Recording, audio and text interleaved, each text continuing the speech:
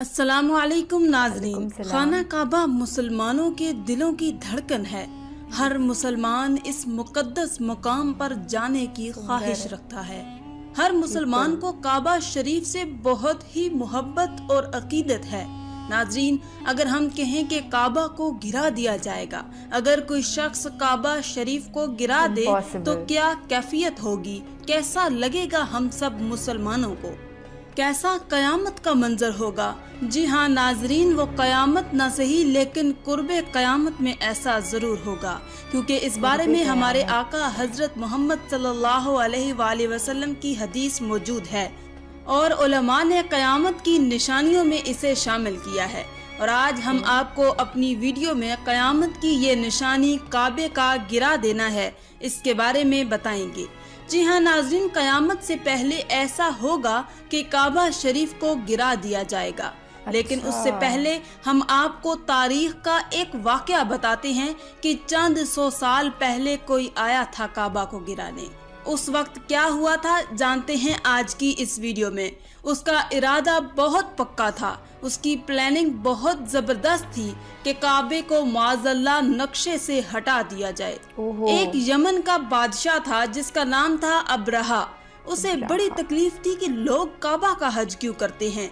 वो चाहता था कि सिना के अंदर यमन का एक शहर है, उसमें लोग आएं। उसने एक बड़ा सा गिरजा घर बनाया हुआ था ताकि लोग वहाँ पर आएं और वहाँ सालाना जमा हों और गोया वहाँ पर वो हज करें। उसके जहन में ये ख्याल आया कि काबा शरीफ को ख़त्म कर दिया जाए ताकि लोग भी सिना आकर सिना में हज करें।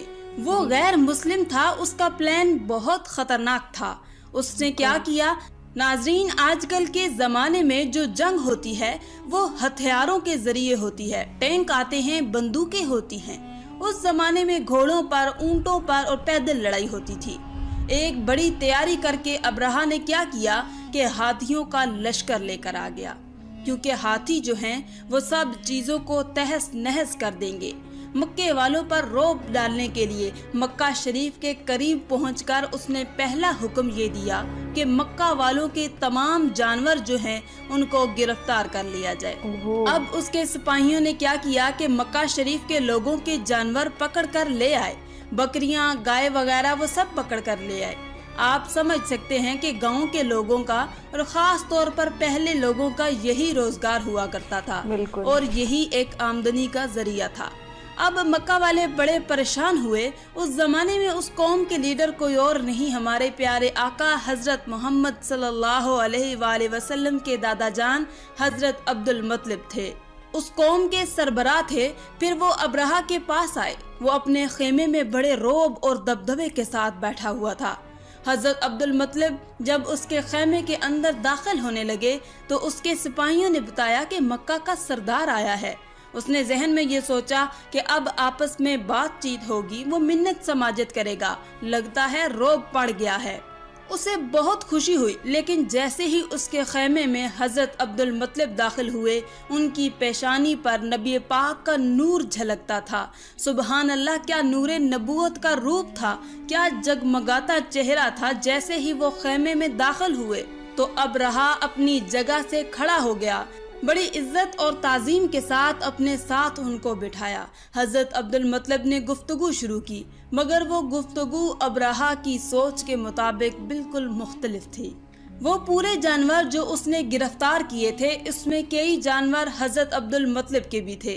तो हजरत अब्दुल मुत्तलिब ने कहा कि अब्रहा, तुमने हमारे मक्के वालों के जानवर पकड़ लिए हैं, मैं इसलिए आया हूँ कि तुम उनको छोड़ दो, उनको रिहा कर दो। अब्रहा कहता है कि मैं तो समझता था कि आपको काबे से बड़ी मोहब्बत होगी। मैं तो आपकी इबादत गाह मुसलमानों का जो मरकज है काबा शरीफ को गिराने आया हूँ और आप मुझसे अपने जानवरों की बात कर रहे हैं। मैं तो आपको अपनी कौम का सरदार समझता था। हजरत अब्दुल मुत्तलिब ने जवाब दिया, वो दुनिया में तारीख का सबसे खूबसूरत जवाब था। आप कहते हैं कि काबा मेरा घर नहीं है, वो जिसका घर है उसकी हिफाजत तो वही करेगा। जानवर हमारे हैं, तुम हमें वो लौटा दो। बड़ी अजीब बात थी। ये बहुत ही अजीब गुफ्तगू थी जो दो लीडर्स के दरमियान हुई। ابرہا بہت حیران ہوا اور اس نے حکم کر دیا کہ ٹھیک ہے، ان کو اپنے جانوروں کی پڑی ہے تو جانوروں کو چھوڑ دیا جائے۔ اب جانوروں کو چھوڑ دیا گیا۔ وہ سارے جانور حضرت عبد المطلب لے کر گئے، مکہ میں لوگوں کو بانٹ دیے۔ آپ نے لوگوں سے کہا کہ آپ سب لوگ مکہ پاک کے آس پاس کے پہاڑوں پر چلے جائیں اور اب اللہ کی قدرت کا نظارہ دیکھنے کے لیے تیار ہو جائیں۔ ناظرین، یہ تاریخ کی عجیب جنگ تھی، ایک عجیب حملہ تھا جس کے سامنے رکاوٹ ڈالنے والا کوئی شخص نہیں تھا۔ حضرت عبد المطلب نے تمام لوگوں کو گویا راستے سے ہٹا دیا۔ ابرہا کے لیے گویا راستہ خالی تھا، کوئی بندہ وہاں پر نہیں تھا جو کعبہ شریف کو ڈیفینڈ کر سکے۔ مگر پھر کیا ہوا کہ حضرت عبد المطلب نے قوم کے لوگوں کو پہاڑ پر بھیج دیا، مگر خود اب کعبہ کے دروازے پر آتے ہیں اور گڑ گڑا کر اللہ کریم کی بارگاہ میں ان تاریخی الفاظ کے ساتھ دعا کرتے ہیں کہ اے رب کریم، آج ان بدبختوں نے، ان بے ایمانوں نے تیرے گھر کو مٹانے کا ارادہ کیا ہے۔ اے اللہ، دنیا میں جس کا گھر ہوتا ہے وہ اس کی حفاظت کرتا ہے۔ اے اللہ، کعبہ تیرا گھر ہے، اب اس کی حفاظت تیری ذمہ داری ہے۔ کچھ انہی الفاظ کے ساتھ، گریہ زاری کے ساتھ حضرت عبد المطلب دعا کرتے رہے اور بڑے پیارے الفاظ میں عرض کرتے رہے کہ اللہ، آج ان غیر مسلموں کے مقابلے میں رب کریم ایمان والوں کی مدد فرما۔ اور ان دعاؤں کے بعد حضرت عبد المطلب بھی پہاڑ کے اوپر چڑھ گئے۔ اب کعبہ شریف میں کوئی فوج نہیں ہے، سامنے کوئی بھی وہاں پر نہیں ہے جو لڑے۔ اب دوسری طرف میں ہاتھیوں کا لشکر ہے۔ مگر اب ایک عجیب نظارہ دنیا نے دیکھا کہ جب ابرہا نے اپنے ہاتھیوں کو حکم دیا کہ مکہ پاک پر چڑھائی کر دی جائے اور سب چیزوں کو ملیا میٹ کر دیا جائے، کعبے کی اینٹ سے اینٹ بجا دی جائے، مگر جو لشکر کا لیڈر ہاتھی تھا جس پر ابرہا خود سوار تھا، اس کا نام تھا محمود۔ ناظرین، جب محمود کو کھڑا کر کے کعبہ شریف کی طرف مارچ کرنے کی کوشش کرتا ہے تو محمود ٹس سے مس نہ ہوا، اس نے ایک قدم بھی آگے نہ بڑھایا۔ بہت کوشش کی کہ کسی طرح لشکر کعبہ کی طرف چلا جائے، لیکن جانے کے لیے ہاتھی تیار ہی نہ ہوتے۔ اسے کسی اور مخالف سمت چلانے کو کہا جاتا تو وہ چلنے لگ جاتے، مگر کعبہ کی طرف وہ ایک قدم بھی نہ بڑھاتے۔ اور پھر اللہ تعالیٰ نے اپنی قدرت کا وہ نظارہ دکھایا۔ اب عجب نظارہ تھا کہ ایک طرف ہاتھی تھے، آپ سمجھ سکتے ہیں کہ ہاتھی کتنا بڑا جانور ہوتا ہے۔ اگر اسے واقعی مارنا تھا تو ایک بڑی چٹان بھیجی جاتی جو ہماری سوچ کہتی ہے، مگر رب کریم کو اپنی قدرت کا نظارہ دکھانا تھا۔ اللہ تعالیٰ نے اتنے بڑے ہاتھیوں کے لیے بھیجا کیا، چھوٹا سا پرندہ، چڑیا جتنا پرندہ، اور اس کے پنجوں میں کیا تھا؟ ان کے پنجوں میں کوئی چٹان نہیں تھی۔ ناظرین، ایک چڑیا جتنا پرندہ کتنا بڑا پتھر اٹھا سکتا ہے؟ چھوٹی چھوٹی کنکریاں تھیں۔ جب ابابیل نے اپنے پنجوں سے وہ کنکریاں نکال کر پھینکی، قدرت کا نظارہ یہ تھا کہ وہ ایک کنکر ہاتھی سوار کے سر پر گرتا، اسے چیرتا، پھر ہاتھی کو چیرتا اور زمین میں پیوست ہو جاتا۔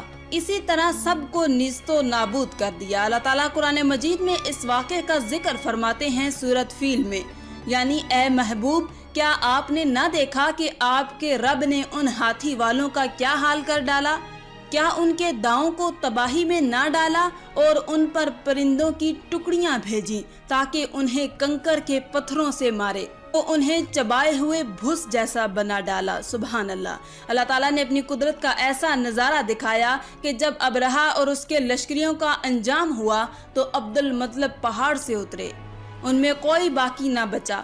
اب پوری دنیا پر ایک رعب طاری ہو گیا کہ کعبہ کی کوئی بھی بے حرمتی نہیں کر سکے گا، اب کوئی ہمت نہ کر سکے گا۔ حضرت عبد المطلب کی عزت پہلے ہی بہت تھی، اب اور زیادہ ہو گئی۔ ناظرین، اب چلتے ہیں اپنے موضوع کی طرف۔ پہلے تو کعبہ کو گرانے کی کوشش کی گئی مگر وہ ناکام ہو گئی، مگر قیامت سے پہلے کعبہ کو گرا دیا جائے گا۔ جی ہاں ناظرین، قیامت سے پہلے ایسا ضرور ہوگا۔ اب آپ کو وہ بات بتانی ہے۔ اب معاملہ یہ ہوگا کہ پیارے آقا حضرت محمد صلی اللہ علیہ وآلہ وسلم کی حدیث میں آیا ہے، عبداللہ بن عمر رضی اللہ تعالیٰ عنہ سے روایت ہے کہ نبی پاک صلی اللہ علیہ وآلہ وسلم نے فرمایا، حبشہ کو چھوڑے رہو جب تک وہ یمن چھوڑے رہیں، کیونکہ کعبے کا خزانہ نہ نکالے گا مگر حبشہ کا ایک چھوٹی پنڈلیوں والا۔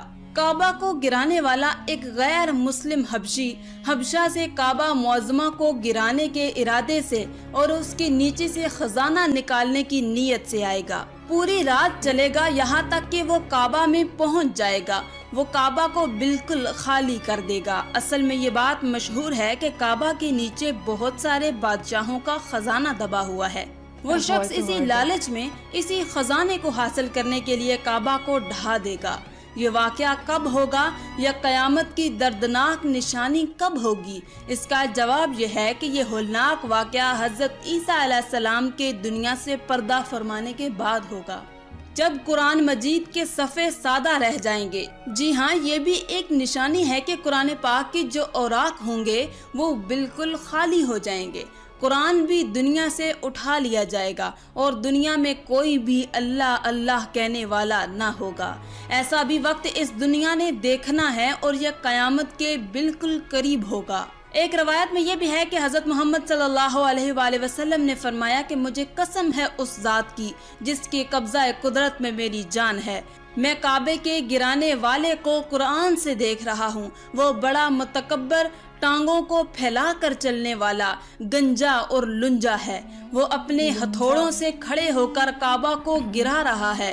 उसके अलावा भी इस तरह की अहादीस इस बारे में आई हैं, जिसमें वाज़े ये पता चलता है कि एक बददिमाग शख्स काबा मुअज़्ज़मा को गिरा देगा। अस्तगफिरुल्लाह। अल्लाह ताला से दुआ है कि अल्लाह ताला हमें ईमान पर खात्मा नसीब फरमाए।